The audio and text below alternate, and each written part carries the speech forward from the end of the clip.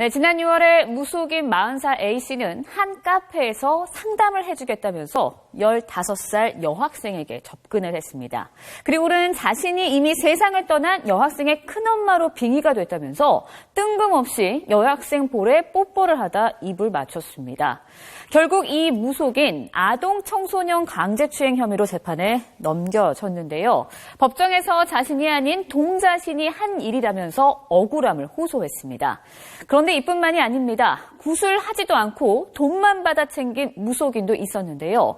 신랑 주위에 귀신이 붙어있다, 굿비용을 올리지 않으면 애들이 죽을 것이다 하면서 억대의 굿값을 받고는 실제로는 한 번도 구술하지 않은 것으로 드러났습니다.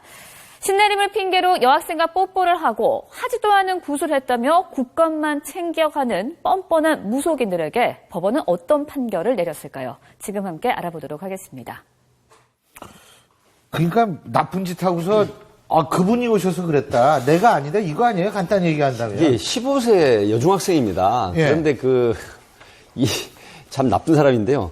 그 15세 여중학생에게 굳은 일이 생길 것이다. 내면에 문제가 있다. 그래서 결국은 그 말을 믿고 노래방에 따라갔는데 이제 큰엄마 빙의를 합니다. 그래서 큰엄마 빙의를 하면서 그러면 뽀뽀를 한번 해봐라라고 하니까 볼에 뽀뽀를 하는데 갑자기 고개를 돌려서 입맞춤을 하죠.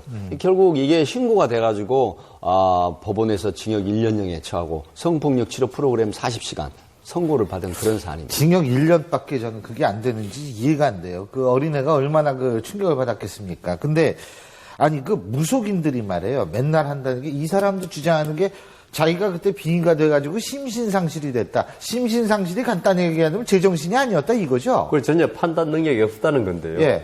지금 법원에서도 이 무속인들, 종교인들의 어떤 사이비 종교인들이죠. 예. 어떤 이 저 세상에 뭘 걸고 예. 사람을 속여서 돈을 받는 거 있지 않습니까? 예.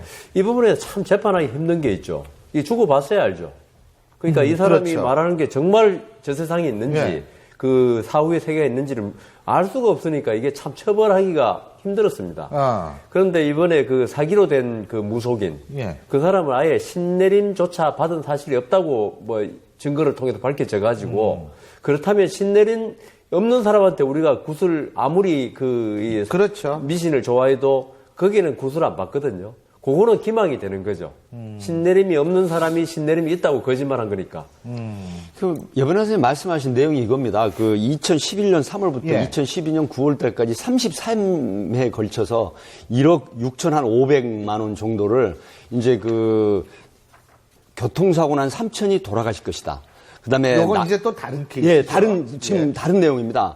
여변 선생님 말씀하신 내용입니다. 그래서 남편이 이제 귀신이 붙었는데 이혼하게 될 것이다. 그리고 구술 안 하면 교통사고로 난 삼촌이 죽는다. 그다음에 굿값을 올리지 않으면 아들이 죽을 것이다. 이런 길흉 중에 흉사를 갖다가 주면서 겁을 줍니다. 예. 그래서 결국은 33회에 걸쳐서 1억 6천인데 이 사람도 징역 2년 6개월에 처해지는 중한 처벌을 받았는데 대부분 심신상실이라고 주장하는 이유가 이겁니다. 내 몸속에 빙의됐다. 동자신이나 그다음에 할아버지 아버지 귀신이 들어왔다라고 해서 내 본정신으로 한 게 아니다라는 그런 항변을 하는 건데 대부분 법정에서 받아들이지 않는 것이죠. 신상실한 건 의학적 판단이거든요. 그런데 지금 무속인들이 아까 빙의라 그랬나요? 네. 예. 그런 거는 이게 자연과학으로서 도저히 받아들일 수 없는 거기 때문에 증명이 안 되는 거죠. 본인이 그러니까 아까 제가 말한 말씀드린 저 세상, 사후 세계 이 문제와 좀 다르죠.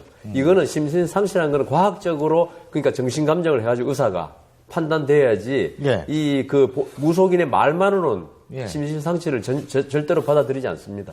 근데요, 신 박사님. 예. 정치인들이 전보로 많이 가죠. 예, 많이 갑니다. 지금 요새 제일 많이 가는 시즌 아니에요? 지금 이제 많이 가는 때? 시즌인데요. 전 보는 사람들의 역술인들이요. 대충 그 정치인의 마음을 다 읽거든요. 마음을 다 읽으니까. 그리고 또 정치인은요, 뭔가 좀 희망적인 얘기, 이런 걸 좀 듣고 싶어 하거든요. 예. 그 심리는 아주 묘하게 이용하고요. 예. 그러니까 의외로 이제 정치인도 정치인 나름인데, 이게 좀 나이 많이 자신 분들은요, 보면요, 그 역술인에 대한 의존도가 상당히 높습니다. 예. 아, 그리고 이제 궁금한, 어느 방향으로 가야 될까요? 뭐 이런 거 있잖아요. 그렇죠. 왜 지역구 어디에 출마하는지 모르니까. 예. 예? 그러니까 그거를 무슨 이제 저기를 풀거든요, 주역으로. 예. 이름하고 그 지역구에 그렇죠. 그 지명하고 뭐 해갖고 그렇죠. 뭐 합이 맞네, 안 맞네 하면 예. 또 그게 처음에 이제 지역구 어디로 할까. 그렇죠. 뭐 이런 거 할 때 굉장히 그 의지를 하는 그 정치인들 꽤 있습니다. 근데 너무 구체적으로 하시는 거 보니까 신 의원님도 하신 것 같은데. 아, 저도 누구 소개를 받아가지고.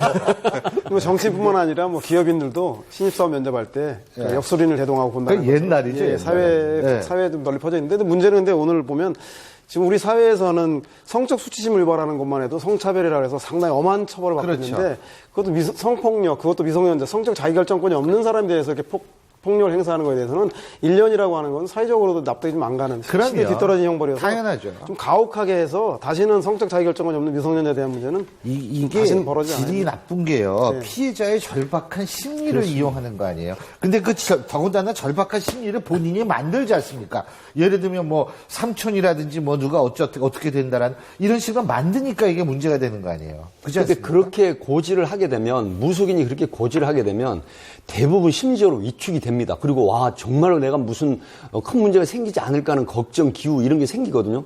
그 점을 이용해서 바로 이제 국갑이다 아니면 뭐 방비막이다 이렇게 해서 돈을 사실은 갈취하는 것인데 뭐 대다수의 무속이 다 그렇다는 건 아니고 일부 무속인들이 그런 질 나쁜 예. 무속인들이 있는데 사실 자격 없는 무속인들이 많고요. 예. 지금 신호님이 그 말씀하셨는데 예.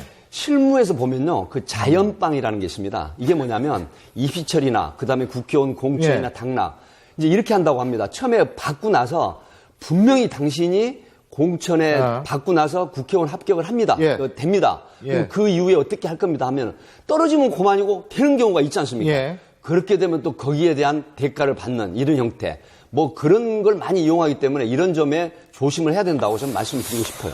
아, 어쨌든 요새 시즌이 정치인들 많이 할 것 같아서 얘기 한번 여쭤봤고.